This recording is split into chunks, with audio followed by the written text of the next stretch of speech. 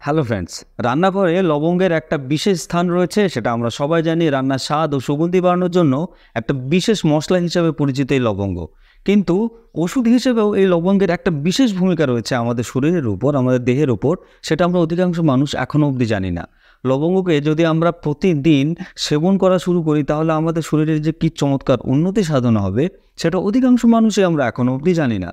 তো আজকের এই ভিডিওতে আপনারা যারা জানেন না এখনও অবধি যে লবঙ্গ খেলে আমাদের শরীরে কী কী উন্নতি হতে পারে, কোন কোন রোগ হওয়ার ঝুঁকি কমে যেতে পারে, তাদের জন্য বিশেষ করে এই ভিডিওটি খুবই হেল্পফুল হবে। তো সেই সব অবশ্যই ভিডিওটি দেখবেন, অনেক তথ্য আশা করি আপনি পেয়ে যাবেন। প্রথমে আমরা জানবো লিভারের উপর এই লবঙ্গের কী ভূমিকা রয়েছে। আপনি যদি দীর্ঘদিন ধরে হজমের সমস্যায় ভুগে থাকছেন, যে আপনার ডাইজেস্টিভ সিস্টেমের একটা প্রচণ্ড প্রবলেম তৈরি হচ্ছে, প্রতিদিন আপনার বদহজমের মতো সমস্যা দেখা দিচ্ছে, তাহলে আপনার জন্য এই লবঙ্গ কিন্তু একটা বরদান হতে পারে। এই লবঙ্গে প্রচুর পরিমাণে ইউজেনিক অ্যাসিড এবং ক্যাটাগোলিক অ্যাসিড পাওয়া যায়, যারা কি করে আমাদের লিভারকে প্রচণ্ড সুরক্ষিত রাখে। হেপাটো প্রোটেক্টিভ কিছু এলিমেন্ট, কিছু কম্পাউন্ড সিক্রেট করে, যেগুলি আমাদের লিভারকে একদম সুস্থ রাখতে সাহায্য করে। এছাড়াও আমাদের যে ডাইজেস্টিভ এনজাইমগুলি প্রয়োজন হয় খাবারকে হজম করার জন্য, সেই এনজাইমগুলি সিক্রেশনকে বাড়াতেও কিন্তু এই ইউজেনিক অ্যাসিড এবং ক্যাটাগোলিক অ্যাসিডের একটা বিশেষ ভূমিকা রয়েছে।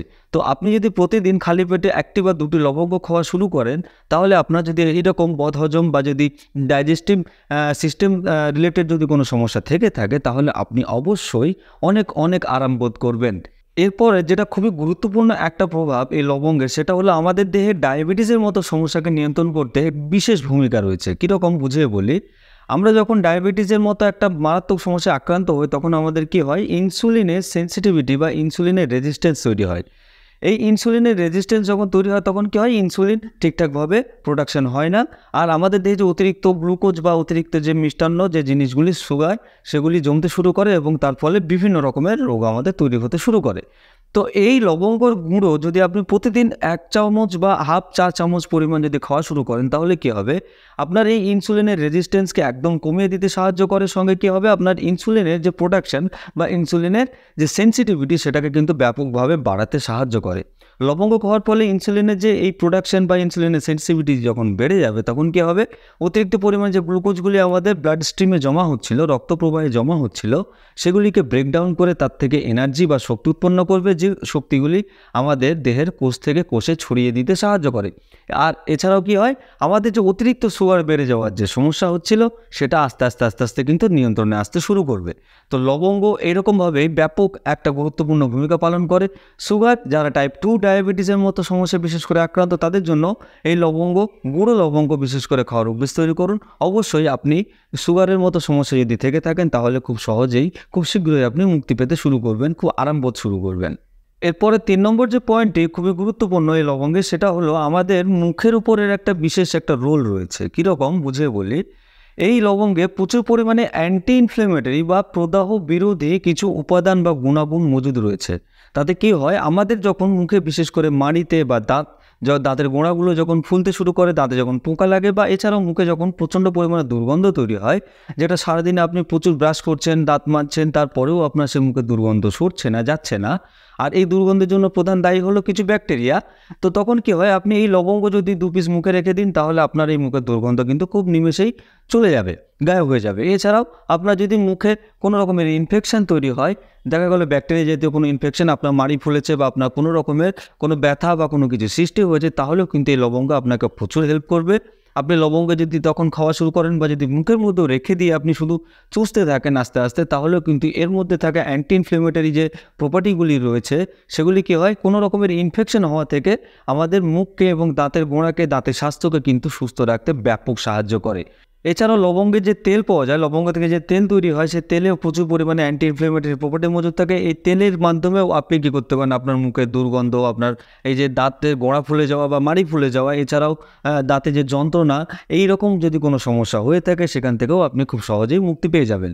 তো লবঙ্গে প্রচুর পরিমাণে অ্যান্টি ইনফ্লেমেটরি প্রপার্টি থাকে, যেটা আমাদের শরীরের জন্য শুধু মুখই নয়, এছাড়া আরও দেহের অন্যান্য অংশেও যদি কোনো রকমের ইনফ্লামেশন বা প্রদাহ সৃষ্টি হয়, সেক্ষেত্রেও, যেমন লবঙ্গের তেল দিয়ে যদি আপনি গাঁটে গাঁটে যদি মালিশ করতে শুরু করেন, তাহলে যদি আপনার মধ্যে আর্থ্রাইটিসের মতো সমস্যা থেকে থাকে, তাহলে আপনি কিন্তু জয়েন্ট পেন থেকে অনেকটাই রিলিফ পাবেন। তো তো শুধুমাত্র যে মুখের যন্ত্রণা বা দাঁতের গোড়ার যন্ত্রণা হচ্ছে তখনই আমি লবঙ্গের তেল ব্যবহার করব তাই নয়। এছাড়াও লবঙ্গের তেল বা ক্লোভ অয়েল দিয়ে আপনি আপনার সারা দেহে, বিশেষ করে আর্থ্রাইটিস যারা এই রোগে যারা আক্রান্ত, তারা যদি মালিশ করতে শুরু করেন, গাঁটে গাঁটে যে ব্যথা, যে বেদনা, যে যন্ত্রণা, সেখান থেকেও আপনি অনেকটাই মুক্তি পাবেন। এরপরে 4 নম্বর যেটা পয়েন্ট হলো সেটা হলো হাড় সম্বন্ধিত আমাদের বিভিন্ন উপকারে এই লবঙ্গের একটা গুরুত্বপূর্ণ ভূমিকা রয়েছে। কীরকম বুঝিয়ে বলি, বয়স বাড়ার সঙ্গে সঙ্গে কী হয়, হাড় ক্ষয়ে যেতে শুরু করে, হাড়ের যে ঘনত্ব নর্মালি থাকা উচিত তার থেকে কমতে শুরু করে। তখন কী হয়, এই লবঙ্গ যদি আপনি প্রতিদিন 1টি বা 2টি খাওয়ার অভ্যেস তৈরি করেন, এই লবঙ্গের মধ্যে প্রচুর পরিমাণে ম্যাঙ্গানিজ থাকে, এছাড়াও ফ্লেভোনয়েড নামক আরও অন্যান্য কম্পাউন্ড থাকে, এছাড়া আরও অন্যান্য অ্যান্টি ইনফ্লেমেটরি যে প্রপার্টি সেগুলি মজুদ থাকে, এছাড়াও অ্যান্টি অক্সিডেন্টও মজুদ থাকে, যেগুলি কী করে হাড়ের যে ঘনত্ব, যে ডেনসিটি, সেটাকে বাড়াতে যেমন সাহায্য করে, সঙ্গে যদি কোনো যে গেঁটে বাত বা যে আর্থ্রাইটিস সম্বন্ধিত কোনো সমস্যা, কোনো যন্ত্রণা, যেহেতু এটাতে প্রচুর পরিমাণে অ্যান্টি ইনফ্লেমেটরি প্রপার্টি রয়েছে, তাই ব্যথা কমাতেও সাহায্য করে, হাড়ের ঘনত্ব বাড়াতেও সাহায্য করে, এছাড়াও আরও অন্যান্য বিভিন্ন ধরনের সমস্যা হাড়জনিত, সেগুলি কমাতে কিন্তু একটা গুরুত্বপূর্ণ ভূমিকা পালন করে। তাই যদি হাড়ের কোনো সমস্যা থেকে থাকে, অবশ্যই আপনার জন্য এই লবঙ্গ খাওয়া বাধ্যতামূলক এবং এটা একটা বরদান আপনার জন্য হতে পারে। এরপরে 5 নম্বর যে পয়েন্টের কথা আমি বলবো সেটা হলো আমাদের দেহের রোগ প্রতিরোধ ক্ষমতাকে বৃদ্ধি করতে এই লবঙ্গের একটা কিন্তু বিশেষ ভূমিকা রয়েছে। লবঙ্গের মধ্যে প্রচুর পরিমাণে ভিটামিন সি এবং আরও অন্যান্য প্রচুর অ্যান্টিঅক্সিডেন্ট মজুদ থাকে, যেগুলি আমাদের দেহের শ্বেত রক্তকণিকা বা হোয়াইট ব্লাড কর্পাসেলকে বৃদ্ধি করতে সাহায্য করে। তাই আমাদের বিভিন্ন রোগ হওয়ার হাত থেকে আমাদের যেরকম দেহকে বাঁচিয়ে রাখে, সেরকমই রোগ প্রতিরোধ ক্ষমতাটাকেও কিন্তু বাড়িয়ে তুলতে সাহায্য করে, যাতে আমরা খুব সহজে সর্দি, কাশি, জ্বর, ঠান্ডা এরকম সমস্যায় আক্রান্ত না হই খুব সহজেই, সেটা খেয়াল রাখতে সাহায্য করে এই লবঙ্গ। এছাড়াও আরও অন্যান্য বিভিন্ন রোগ হওয়ার হাত থেকেও কিন্তু আমাদের বাঁচিয়ে রাখে। এছাড়াও এই লবঙ্গ খেলে প্রচুর পরিমাণে আমাদের যে মাইগ্রেন বা সাইনাসের মতো সমস্যা, মাথা ব্যথা, যন্ত্রণা, এছাড়াও আরও অন্যান্য বিভিন্ন ধরনের সমস্যা কিন্তু কমতে আস্তে আস্তে শুরু করবে। তো এই লবঙ্গকে আপনি কিভাবে খাবেন? প্রতিদিন 1টি বা 2টি লবঙ্গ আপনি চুষে খেতে পারেন বা চিবিয়ে আপনি খেতে পারেন। এছাড়াও আপনি কি করতে পারেন, প্রতিদিন একবারই হাফ চা চামচ লবঙ্গ গুঁড়ো আপনি খেতে পারেন খালি পেটে। আপনাকে মনে রাখতে হবে, আপনি যদি খালি পেটে খান তবে আপনার মধ্যে ম্যাক্সিমাম হেলথ বেনিফিটে লবঙ্গে থাকা সেটা আপনি পেতে শুরু করবেন। তো আজকে থেকে এই লবঙ্গ খাওয়া শুরু করুন। আশা করি আপনার মধ্যে যদি এরকম হাই যে ব্লাড সুগার বা ডায়াবেটিসের মতো সমস্যা, বা যে আপনার এই যে গাঁটে গাঁটে ব্যথা, যে আর্থ্রাইটিসের মতো সমস্যা, বা এছাড়াও যদি ডাইজেস্টিভ সিস্টেমে আপনার যদি কোনো সমস্যা থেকে থাকে, হজম শক্তি বা কোষ্ঠকাঠিন্যের মতো যদি সমস্যা থেকে থাকে, সেখান থেকেও আপনি খুব শীঘ্রই মুক্তি পেয়ে যাবেন। তো আশা করি আজকের ভিডিও আপনাদের পছন্দ হয়েছে। যদি পছন্দ হয়ে থাকে তাহলে অবশ্যই একটি লাইক দিয়ে আমাকে আরও উৎসাহিত করবেন, যেন এরকম ইনফরমেটিভ ভিডিও আপনাদের জন্য আমি আরও নিয়ে আসতে পারি। আর চ্যানেলে যদি আপনি নতুন হন তাহলে অবশ্যই আমার চ্যানেলটিকে সাবস্ক্রাইব করে আমার পাশে থাকবেন।